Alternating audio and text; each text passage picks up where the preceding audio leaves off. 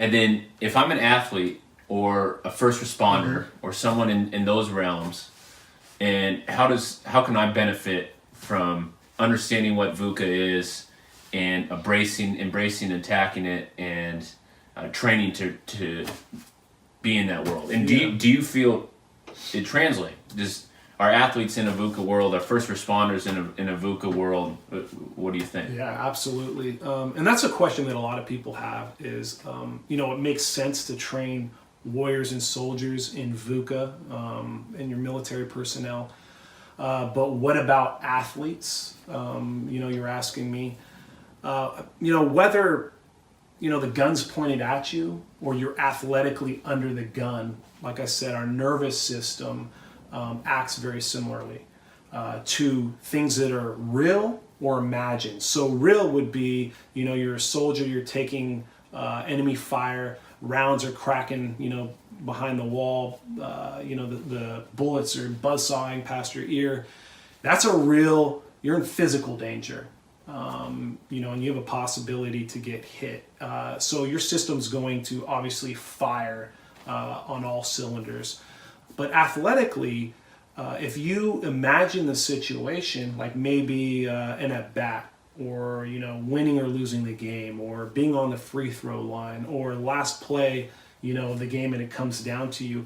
If you perceive that as threatening, like if I don't do it, if I don't get the job done, then my self-esteem, is going to take a hit. My self-image, the way I look at myself, is going to take a hit.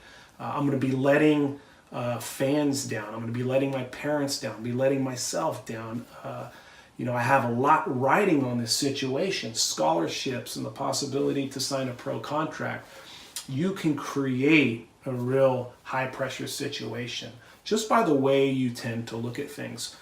So now when you think about sports, there's a lot on the line for many people. It's a high stakes, super competitive, high octane environment, and it's exciting, of course, but it can also be taxing at the same time. And so it can act like a real mental and emotional carnivore, be totally resource and totally energy depleting.